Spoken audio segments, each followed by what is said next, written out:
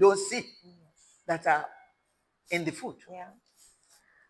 Another silent killer, that's silent, I will call it silent killer, is antibiotics in meat. Antibiotics in meat. Antibiotics. In meat. Yes. Okay. Sometimes when an animal is ill, okay, they give drug to the animal. Yes. The animal is supposed to, should not be sacrificed within 10 days, I believe, to let the drug wear out. Okay. But sometimes they may not. Let the drug wear out before it's sacrificed. Oh, wow. The same thing with poultry. Sometimes they give medicines or even put medicines into their feed to make them bigger. Yes. And then we eat. Oh, wow. Then, and before you know it, you keep eating small pieces, small amounts of antibiotics with the meal. Oh my God. And they then go into our bodies and start making our bodies to resist the effect of the medicine of antibiotics. That is called antimicrobial resistance, where instead of ampicillin working, ampicillin doesn't work again. Instead of a sulfur drug working, sulfur drug doesn't work again. Because of the tiny amounts that have been ingested over time from the same type of food that you cook every day. So it is extremely important for us to be cognizant of the fact that whether it's fish or poultry or meat, the butchers or the poultry farmers or whoever should know that they cannot use medicines indiscriminately. Oh, wow. So that's a silent killer in our own climate. Yes. So those are just examples of why we can have diseases based on the food that we eat. This is so fantastic. Viewers, please, if you're out there, you're a butcher, or you run any animal, you have a poultry, or you know someone who does, please tell them that the DG of NAFDAC said, when you give antibiotics to that animal, you don't butcher them. You have to allow some days, a minimum of 10 days, to allow the antibiotic wear off. But when you sell that meat like that, and people, the consumers, we have no way of telling. No. So, oh my God. And she said it is a silent killer. And I believe that your aim is not to kill the masses. And the DG of NAFDAC is saying now, please, butchers, I'm echoing what she said. Please, if you have a poultry farm and sometimes you have to give antibiotics to those animals and they're not feeling well, but please allow it to wear off so that, because like she said, as we consume gradually, is a silent killer. So you see, when we talk about illnesses, various kind of illnesses, it's not every time that it is village people. Nigerians are quick to say it's village people. From the things we're hearing from our DG now, some things are not village people, my people. If you handle food right, if you ensure food safety in your homes, and that's what this is all about. This is Food Safety and Food Security TV. So we're emphasizing, we want everybody to be healthy. If you handle food well, whether in your home, whether you're selling, we're all going to be well. Like the DG actually said, when you eat right, you don't really need drugs. Okay? This is just a lot. We are so grateful.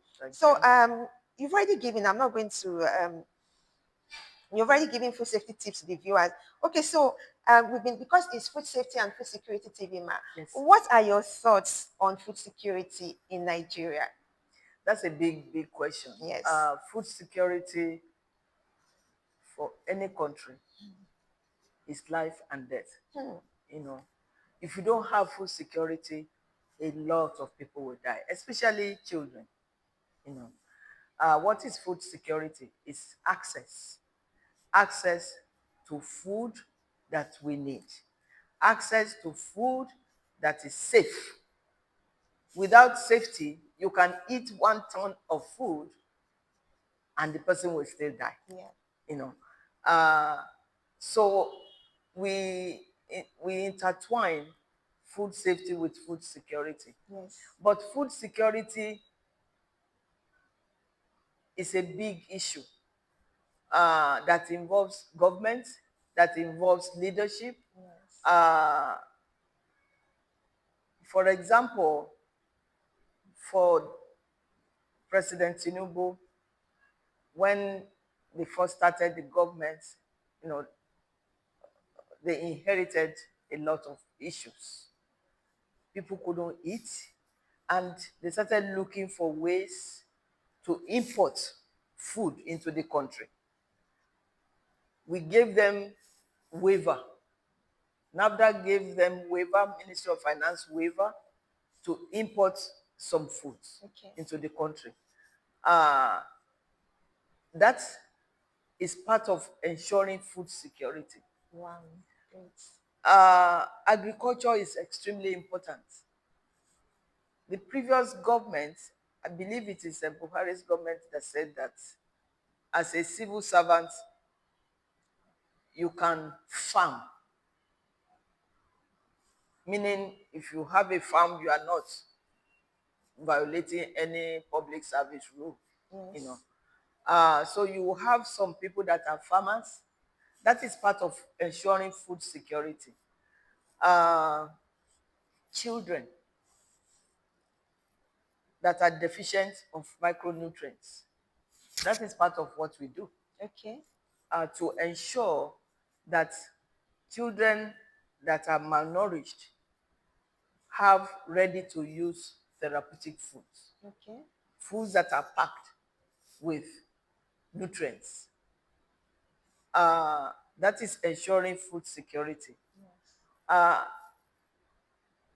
Encouraging farmers, giving them loans to establish their farms. That's food security. Ensuring that banditry and terrorism on farmers are mitigated, because if farmers cannot go to their farm, how can they harvest? Yes. That's food security. But whether it's huge farm or backyard farm, food safety must be the backbone to ensure that the food that we have access to will make us well, will make us better. So food security and food safety are intertwined from our regulatory perspective. Wow, this is excellent. So beautiful. This is so you heard, whether you have a big farm or you're just farming around your house, food safety is important. And that is why she said several times that food safety and food security are intertwined. You can't separate one from the other. And that's why we actually have food safety and food security TV. Ma, it's been a very, very great pleasure talking to you. You're really a professor. Your wealth of knowledge and your experience as a woman, giving very practical examples, and you're the first woman to be on Food Safety and Food Security TV. We are so glad that you are our first. Thank you. Thank you very much. Thank you very much. All right. Thank you. Okay, viewers, I hope that you have enjoyed this episode of Food Safety and Food Security TV. We see you next time. Bye-bye.